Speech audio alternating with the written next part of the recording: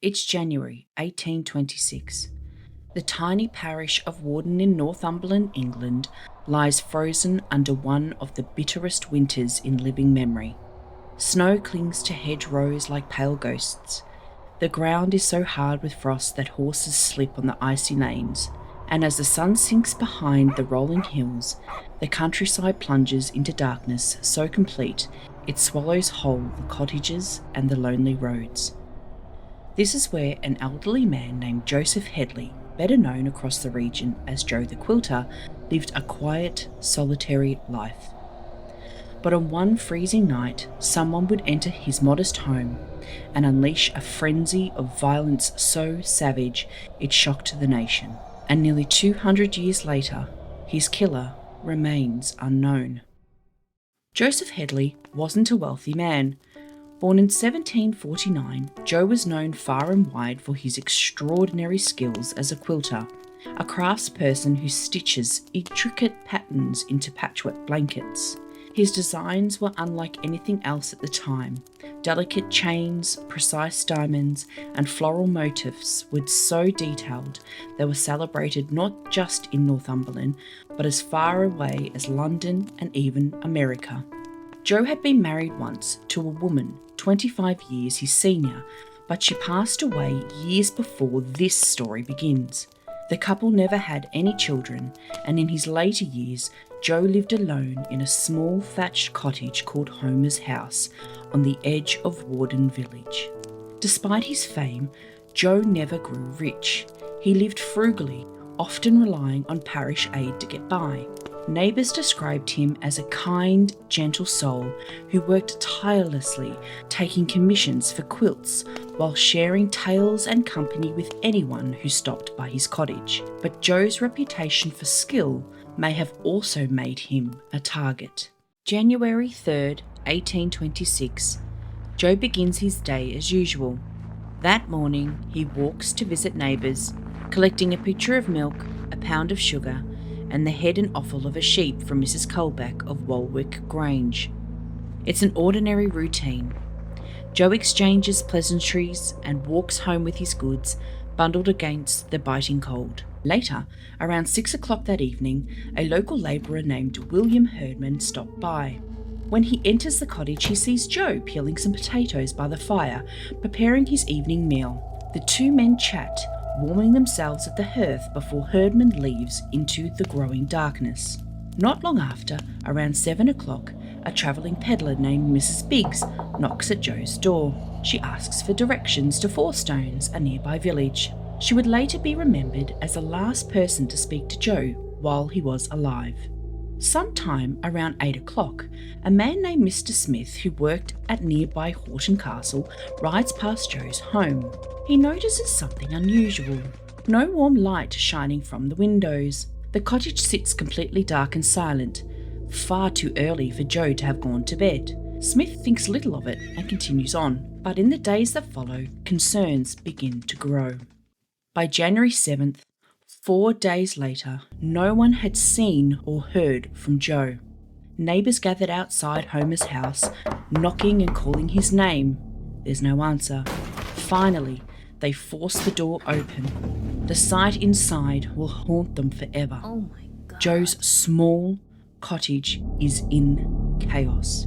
Furniture is overturned, drawers are pulled open, a bed canopy had been ripped down, and in the smaller room lies Joseph Hedley. The 76-year-old man had been subjected to a savage and frenzied attack.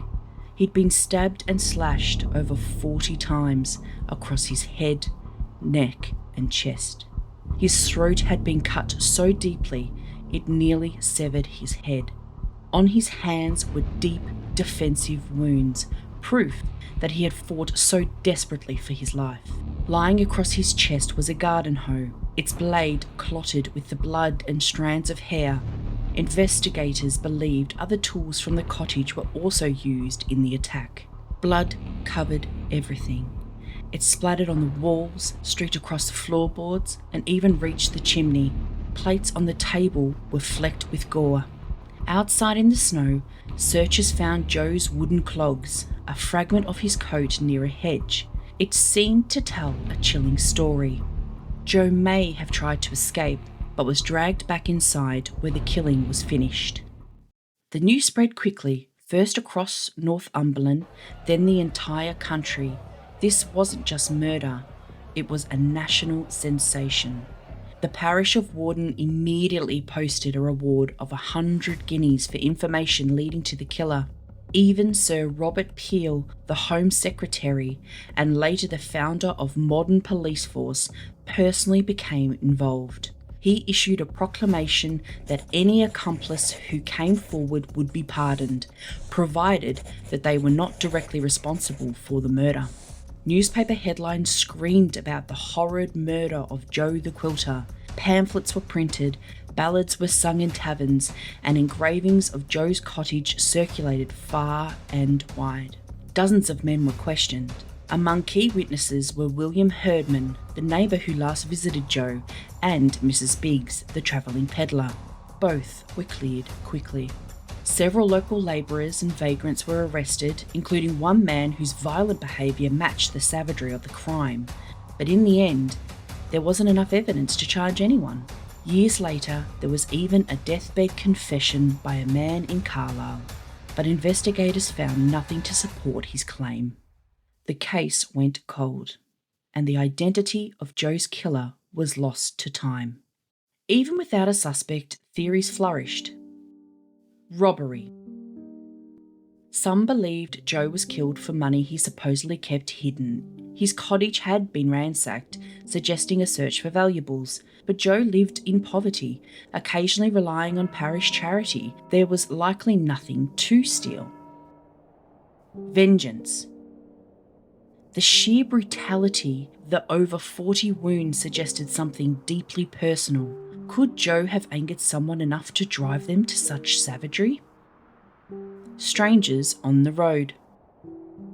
Another theory held that wandering criminals desperate in the dead of winter attacked Joe randomly, but even that theory failed to explain the frenzy of violence. No matter the theory, none could be proven.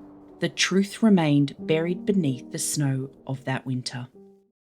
In the months that followed, Joe became a national figure of sympathy. His tragic death inspired ballads, pamphlets, and art. The famous artist Luke Clennell even created a detailed engraving of his cottage, which sold widely. Eventually, Homer's house was torn down. By the late 1800s, its exact location had been forgotten. Joe's story might have faded completely. But nearly 2 centuries later, archaeologists from Beamish Museum began investigating. Through painstaking research, they located the site. They uncovered flagstones, pottery fragments, and even a small silver coin. Using these clues, Beamish rebuilt Joe's cottage stone by stone, opening it to the public in 2018. Today, visitors can walk through those same rooms, see Joe's craft, and imagine his final moments. It stands not just as a museum exhibit, but as a monument to a man whose death still echoes through history. Almost 200 years have passed, yet no one knows who murdered Joseph Hedley. Was it greed, vengeance, or simply a twist of fate on a cold winter night? Joe's killer vanished into history, but his quilts and his story remain stitched into the fabric of Northumberland's memory.